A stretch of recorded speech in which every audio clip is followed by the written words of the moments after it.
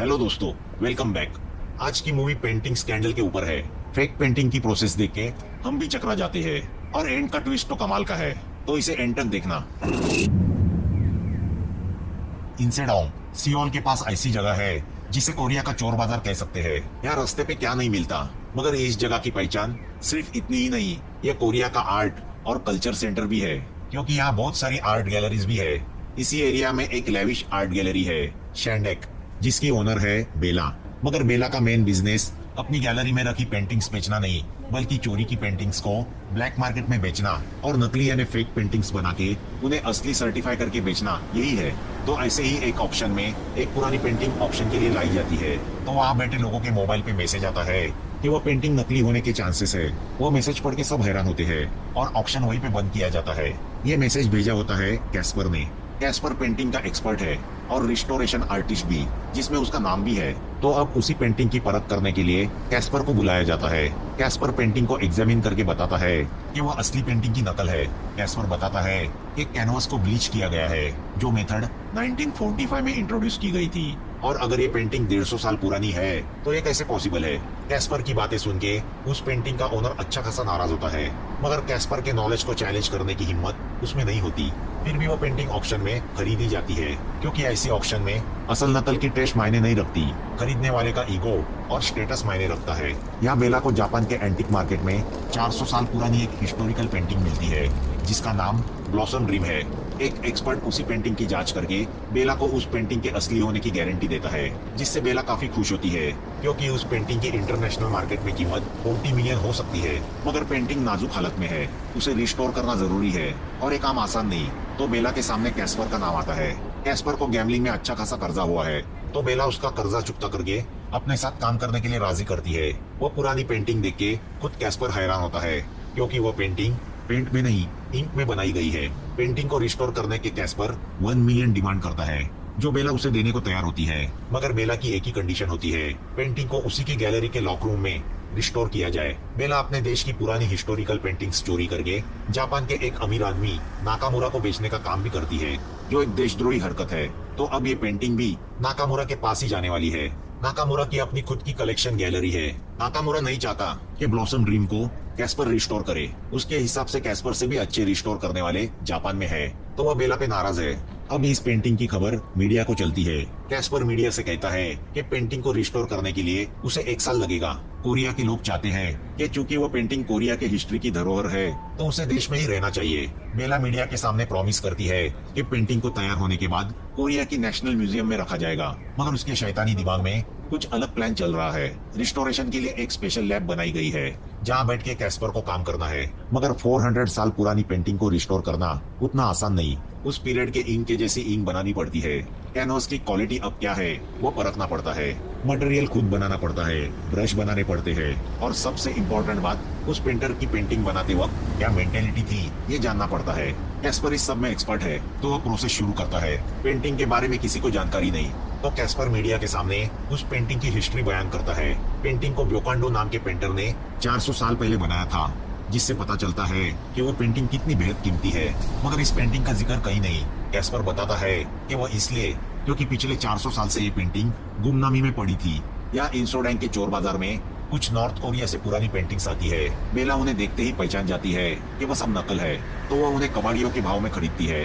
वो पेंटिंग्स बड़े पेंटर की पेंटिंग की नकल होती है, जिन्हें बेला जेन्युइन सर्टिफाई करके बड़े भाव में बेचने वाली है। ऐसे पेंटिंग्स की डिमांड जापान में बहुत है, अनाड़ियों की कमी नहीं। अब बेला इन पेंटिंग्स का एग्जीबिशन अरेंज करती है, जिसमें कल्चरल मिनिस्टर भी आया है और निकॉन भी आया है, जो नकली एंटिक्स और पेंटिंग्स बेला से खरीद के बेचने का काम करता है। वैसे वह इस धंधे में बेला का कॉम्पिटिटर भी है। वो पेंटिंग्स का जानकार है। या नकली पेंटिंग्स के सेलिंग और एग्जीबिशन पे लगी रोक हटाने की अफवाह उनको खरीदने वालों में चल रही है। बेला के अंडर ये सीक्रेट सिंडिकेट बनाई जाती है, जो पुरानी पेंटिंग्स और एंटिक्स की स्मगलिंग करने का काम करते हैं। बाकायदा ये सब चोर अपने मेंबरशिप के पेपर साइन करके बेला को देते हैं। बेला उन्हें धमकी देती है कि अगर किसी ने गद्दारी की तो ये पेपर्स मीडिया में देगी। मीटिंग में कैस्पर बेला से कहता है कि उसकी रिस्टोरेशन लैब को ग्राउंड फ्लोर पे शिफ्ट किया जाए, क्योंकि ऊपर हो रहे वाइब्रेशन की वजह से उसे काम करने में डिस्टर्बेंस हो रहा है।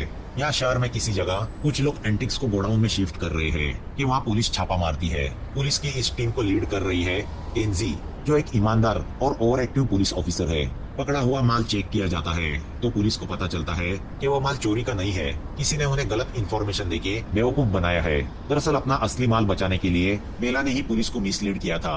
अब असली चोरी का माल बेला का मैनेजर हिंगो जापान स्मगल करके भेज देता है। वो उसके पैसे कलेक्ट करके बेला के पास कार से लौट रहा होता है कि कुछ लोग उसकी कार को ठोकर मार के उससे वो पैसे चोरी करते हैं। अब पता चलता है कि वो लोग कोई और नहीं बल्कि कैस्पर की ही गैंग है, जिसमें टीना, डोडो और जैमिन है। अब ये चारों की मंडली एक ऐसी जगह जाती है जहाँ चोरी की हुई पेंटिंग्स और एंटिक्स का सीक्रेटली ऑक्शन किया जाता है। यह ऑक्शन शैगी नाम का गुंडा हैंडल करता है। कैस्पर की मंडली पुलिस होने का नाटक करके वहाँ छापा मारती है और वो सब पेंटिंग्स अपने साथ ले जाती है। दरअसल देश की आर्ट और कल्चर को खराब करने वाले इन स्मगलरों के खिलाफ कैस्पर ने एक टीम बना के जंग छेड़ी है। कैस्पर का वो गैम्बलिंग में पैसे हारना ये सब दिखावा होता है, उसका मिशन कुछ और ही होता है। बेला किसी सीक्रेट जगह अपनी खुद की नकली पेंटिंग बनवा के लेती है। कैस्पर उस वर्कशॉप को बंद करना चाहता है। केंजी को भी शक है चोरी के एंटिक्स की स्मगलिंग करने में बेला का हाथ है, मगर उसे सबूत नहीं मिल रहा। यहाँ पैसे चोरी होने की वजह से बेला हिंगो पे बहुत गुस्सा होती है, तो दूसरी ओर सिंडिकेट के मेंबर भी बेला पे नाराज है क्योंकि उन पैसों में उनका भी हिस्सा था। यहाँ केंजी को कैस्पर पे शक है क्योंकि कैस्पर को कुछ साल पहले एक टेम्पल से पुरानी पेंटिंग चोरी करने के जुर्म में केंजी ने पकड़ा था, मगर बाद में पता चला उसमें कैस्पर का कोई हाथ नहीं, जिसकी वजह से केंजी के साथ पूरे पुलिस डिपार्टमेंट की बदनामी हुई थी। केंजी उसका बदला कैस्पर से लेना चाहती है। उसे कहीं लगता है कि अब बेला और कैस्पर दो चोर साथ में मिले हैं तो जरूर कुछ ना कुछ पकड़ा होगा। या कैस्पर अपनी टीम के साथ बेला की आर्ट गैलरी से एक पेंटिंग चोरी करने का प्लान बनाता है। प्लान के हिसाब से ये चारों लोग गैलरी में तहलका मचा के वो पेंटिंग चोरी भी करते हैं और जाते जाते बेला को चिढ़ाते भी है। वो पेंटिंग सॉन्ग नाम के पेंटर की आखिरी निशानी होती है, जो पेंटिंग की दुनिया का इकलौता सेल्फ पोर्ट्रेट है, जिसकी वजह से बेला आग बबूला होती है। अब केंजी चोरी की तहकीकात करने आती है। चोरों के घर में चोरी हुई थी तो वो भी हैरान है, शक करे तो किस पे करे।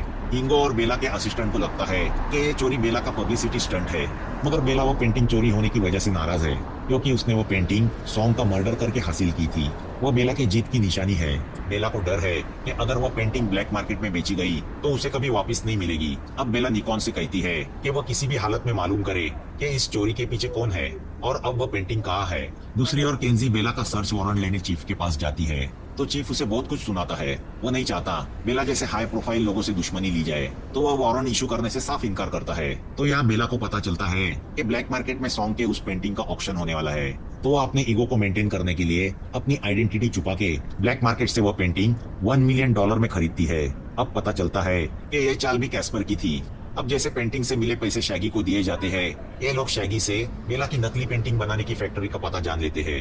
यहाँ पता चलता है कि कैस्पर, टीना, डोडो और जैमिन एक ही अनाथ आश्रम में पले बड़े हैं और अब उस आश्रम को चलाने का जिम्मा भी उठा रहे हैं। उस आश्रम के टेम्पल में एक बहुत पुरानी रिलीजियस पेंटिंग रखी थी जो बेला ने चोरी की थी, जिसका इल्जाम कैस्पर पे रखा गया था। कैस्पर ने भी ठान ली थी कि वो पेंटिंग टेम्पल में वापस लाके रहेगा। उसी पेंटिंग ने कैस्पर को इंस्पायर किया था और आज वो पेंटिंग का एक्सपर्ट बना है। अब बेला सॉन्ग की पेंटिंग बेचने का फैसला करती है। वो कैस्पर से उस पेंटिंग की नकल बनवा लेती है और असली की जगह नकली लगा देती है। फिर बेला जापान जाके नाकामुरा को सॉन्ग की असली पेंटिंग बेच देती है। नाकामुरा के यहाँ हमें कैस्पर की वो टेम्पल से चुराई हुई पेंटिंग्स भी दिखाई देती है। मतलब कोरिया का वो प्राचीन खजाना बेला जापान को बेच रही थी। अब नाकामुरा बेसब्री से ब्लॉसम ड्रीम पेंटिंग का इंतजार कर रहा है। बेला ने प्लान किया है कि कोरिया के नेशनल म्यूजियम में वह ब्लॉसम ड्रीम की नकल रखेगी।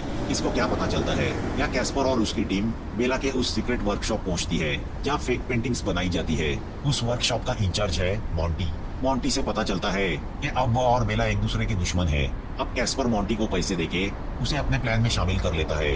या केंजी अभी भी बेला के शातिर दिमाग को जानने की कोशिश कर रही है। उसे रह रह के लग रहा है कि बेला ब्लॉसम ड्रीम पेंटिंग को लेके कुछ तो कांड करने वाली है, मगर क्या उस इंक पेंटिंग की नकल बनाई जा सकती है? तो वो अपने असिस्टेंट के साथ निकॉन के पास आती है, जो पुरानी पेंटिंग का एक्सपर्ट है। निकॉन उससे कहता है कि आजकल ब्लॉसम ड्रीम जैसी पुरानी पेंटिंग्स की नकल बनाना बंद हो चुका है, क्योंकि उस जमाने के कलर्स शायद बनाए जा सकते हैं, मगर इंक कैसे बनाई जाए? ऊपर से उस जमाने का पेपर बनाना नामुमकिन सा है। निकॉन उन्हें बताता है कि 400 साल पहले राजा लोग अलग तरीके से पेपर बनाया करते थे। अब निकॉन वो पेपर बनाने का सीक्रेट उनके सामने खोलता है। वो बताता है कि साइचो नाम के पेड़ से बनाए गए पेपर को रिसाइकल करके उस पुराने रॉयल पेपर की तरह पेपर बनाया जा सकता है। पहले उस यूज पेपर को कई बार नेचुरल बर्फीले पानी में धोया जाता है, जिससे उस पेपर पे एक तरह का प्रोसेस होता है। फिर उसे गर्म पानी में डाल के उनके धागों को अलग किया जाता है। फिर उन धागों को बाम्बू की चटाई पे बिछा के सुखाया जाता है। फिर उस पर बाफ छोड़ के उसे अलग किया जाता है। मगर वो पुराना लुक लाने के लिए पुरानी मिट्टी की जरूरत होती है, ऐसी मिट्टी जो धूल से बनती है, और धूल भी ऐसी जो सैकड़ों साल तक बंद किसी घर में दबी हुई अवस्था में पाई जाती है। उस मिट्टी को छलनी से छाना जाता है, फिर उस मिट्टी को उस पेपर पे हल्के से स्प्रे किया जाता है। अब सबसे बड़ी कमाल की चीज आती है, जिसे पुराने जमाने की फोटोकॉपी कह सकते हैं। ओरिजिनल पेंटिंग को उस पेपर के ऊपर लगाया जाता है और एक टेम्परेचर में छोड़ा जाता है। उसके बाद जिस तरह मशीन से किसी पेपर की फोटोकॉपी बन के निकलती है, वैसे ही उस ओरिजिनल पेंटिंग की इंक उसके नीचे लगाए उस साइजो पेपर पे जैसे के वैसे छप जाती है। ये नकल नहीं होती, बल्कि कॉपी होती है। उस पर जैसे ही होयम नाम का मैजिकल वाटर लगाया जाता है, उस कॉपी में ओरिजिनल की तरह निखार आ जाता है। मगर ये मैजिक वाटर सिर्फ एक ही आदमी बना सकता है, पार्क। उस कॉपी पेंटिंग को इस तरह ओरिजिनल लुक आता है जिसे दुनिया का कोई एक्सपर्ट पहचान नहीं सकता। निकॉन ने बताई प्रोसेस को फॉलो करके कैस्पर ब्लॉसम ड्रीम की कॉपी तो बना लेता है, मगर उसे जरूरत है होयम वाटर की। तो वो पार्क के पास पहुंच जाता है। बेला ने पार्क के हाथों को जलाया होता है क्योंकि उसने बेला के लिए काम करने से इनकार किया था। पार्क कैस्पर के अच्छे इंटेंशन को सुन के उसके लिए काम करने को तैयार होता है। तो अब कैस्पर पार्क को लेके मॉन्टी के वर्कशॉप पहुंचता है। पार्क उस कॉपी पे प्रोसेस शुरू करता है और बड़ी मेहनत के बाद होयम केमिकल बनाता है। अब जैसे ही कैस्पर उस कॉपी पेंटिंग पे वो केमिकल स्प्रे करता है, उस कॉपी पेंटिंग की इंक उभर के बाहर आती है। अब वह पेंटिंग बिल्कुल ओरिजिनल की तरह दिखने लगती है। कैस्पर का अगला प्लान रेडी होता है। प्लान के हिसाब से जैमिन मोटरसाइकिल राइडर ग्रुप के साथ बेला के शैंडेक आर्ट गैलरी पहुंचता है। अंदर लैब में कैस्पर ओरिजिनल ब्लॉसम ड्रीम को सिलेंड्रिक बैग में डाल देता है। जैमिन लैब की बाहरी दीवार में बॉम्ब लगा के उसे ब्लास्ट कर देता है। अब कैस्पर की गैंग रॉबर्स का भेष बना के अंदर घुस आती है। ब्लास्ट की आवाज सुन के अंदर भगदड़ मच जाती है। टीना असली पेंटिंग को कॉपी के साथ रिप्लेस करती है, तो डोडो कैस्पर को झूठ मूठ का मारता है ताकि कैस्पर पे किसी को शक न हो और वो असली रॉबरी लगे। तभी वहाँ पे गैलरी की मैनेजर और सिक्योरिटी पहुँचती है। उन्हें भी बेहोश किया जाता है। कैस्पर की टीम पेंटिंग लेके मोटरसाइकिल से भाग जाती है। चोरी की खबर सुन के बेला टेंशन में वहाँ पहुँचती है, मगर जब उसे पता चलता है कि उसकी पेंटिंग सही सलामत है तो उसके जान में जान आ जाती है। पुलिस हैरान है कि अगर कोई चोरी नहीं हुआ तो चोरों ने इतनी मेहनत क्यों की। मगर केंसी को बेला पे शक है कि हो ना हो इसके पीछे भी बेला की कोई चाल होगी। मगर बेला पुलिस का इंटरफियरेंस नहीं चाहती। अब ब्लॉसम ड्रीम को दुनिया के सामने पेश करने के लिए सिर्फ 5 दिन रह गए हैं। बेला नाकामुरा से कहती है कि जैसे ही ब्लॉसम की नकल बनाई जाएगी ओरिजिनल जापान भेज दी जाएगी। तो नाकामुरा उल्टा उससे कहता है कि वो ओरिजिनल भेज दे, नकल वो खुद बनाएगा। तो अब बेला प्रेस इवेंट के बाद पेंटिंग को जापान भेजने का फैसला करती है। बेला को डर है कि मॉन्टी की पेंटिंग फैक्ट्री ब्लॉसम की कॉपी बना के उसे मार्केट में ना उतारे, तो वो पुलिस चीफ को मॉन्टी के वर्कशॉप पे रेड डालने बोलती है। तो यहाँ कैस्पर सॉन्ग के पेंटिंग की कई नकल मॉन्टी से बनवा लेता है, जिससे उसे बेला को एक शॉक देना है। पुलिस मॉन्टी के वर्कशॉप पे रेड डालती है, मगर वहाँ उन्हें कुछ नहीं मिलता। अब वह दिन आता है जब ब्लॉसम ड्रीम पेंटिंग को मीडिया के सामने ओपन करना है। उस 400 साल पुरानी पेंटिंग को देखने के लिए हर कोई बेताब है। कैस्पर प्रेस के सामने उस पेंटिंग की हिस्ट्री रखता है कि कैसे ब्योकांडो नाम के पेंटर ने अपने सपने में बसे राज्य की इमेज को सामने रख के वो पेंटिंग बनाई थी।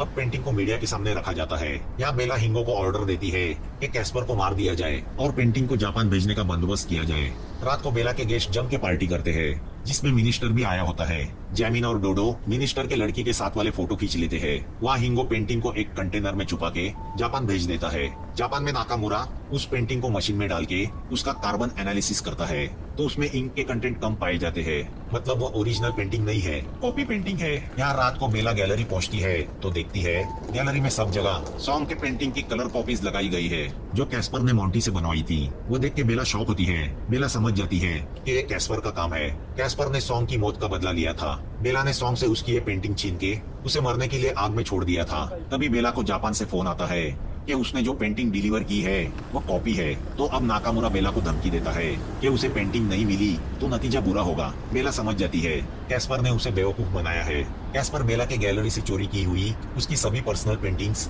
चाइना के एक एजेंट को बेचता है। अब पता चलता है कि निकॉन भी कैस्पर से मिला हुआ था। सॉन्ग के मर्डर को लेके वो दुखी हुआ था। तभी कैस्पर को बेला का फोन आता है। कैस्पर बेला से कहता है कि पेंटिंग के बदले उसे 20 मिलियन चाहिए और उसके टेम्पल से चुराई पेंटिंग उसे वापस चाहिए। बेला के पास कोई चॉइस नहीं होता, तो वो तैयार होती है। बेला नाकामुरा को कॉल करके टेम्पल की पेंटिंग जापान से मंगवाती है। 20 मिलियन खड़े करने के लिए बेला को उसके सब एंटिक्स का कलेक्शन बेचना पड़ता है।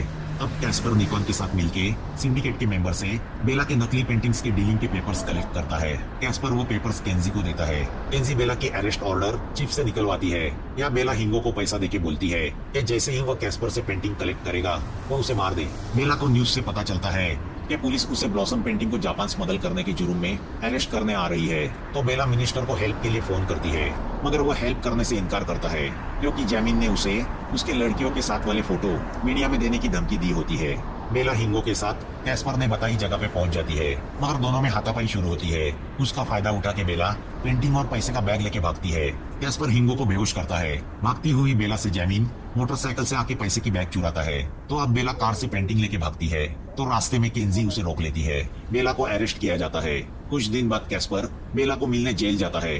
बेला कैस्पर से कहती है कि तुमने मुझे जो पेंटिंग दी थी वो ब्रिटिश एक्सपर्ट्स के हिसाब से नकली है, तो असली पेंटिंग कहाँ है? कैस्पर बताता है कि ब्लॉसम ड्रीम जैसी कोई पेंटिंग दुनिया में है ही नहीं, वो तो मैंने मेरे दिमागी सोच से बड़ी मेहनत करके बनाई थी। बेला बताती है कि मैंने खुद वो पेंटिंग जापान के एंटीक मार्केट से खरीदी थी, तो उस पर कैस्पर उसे बताता है वो पेंटिंग वहाँ मैंने ही रखी थी और तुम तक न्यूज पहुंचाई।